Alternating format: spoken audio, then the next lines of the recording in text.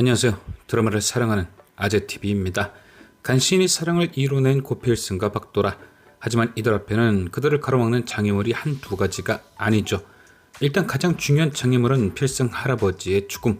아무튼 이 백미자가 미녀와 순정남의 가장 큰 문제입니다.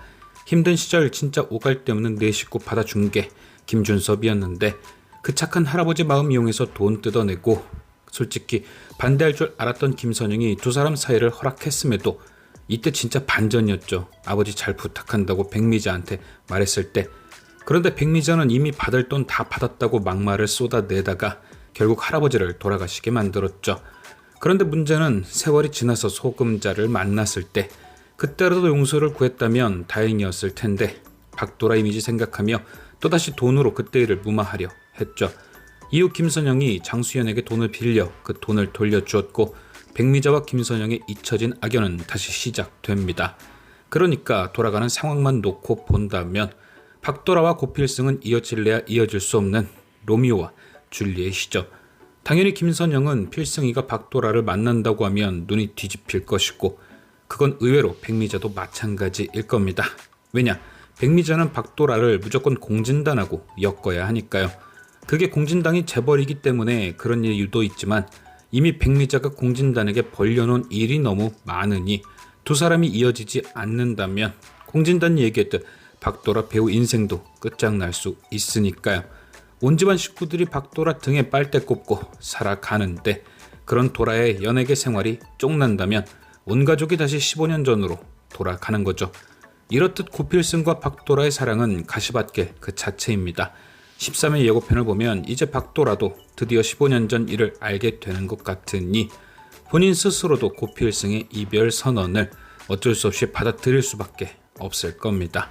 물론 이미 두 사람이 서로의 마음을 확인한 후라 단칼에 베어내지 못할 수 있어도 결과는 달라질 일이 없는 거죠.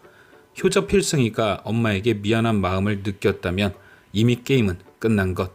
하지만 당장은 아니더라도 이 두 사람의 사랑이 계속될 방법은 분명 있습니다. 첫 번째 방법은 김선영의 변심. 그러니까 15년 전 김준섭과 백미자의 연애도 사실 저희는 김선영이 거부할 줄 알았지만 의외로 받아줬잖아요.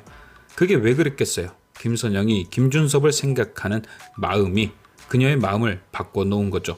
그러니 이번엔 상황이 조금 다르더라도 김선영이 마음을 한번 바꿔볼 가능성은 있습니다.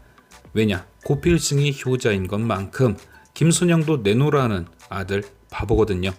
그러니 필승이가 계속 도라 때문에 힘들어 한다면 이번에도 필승이를 위해 김선영이 도라를 허락할 가능성이 있는 거죠.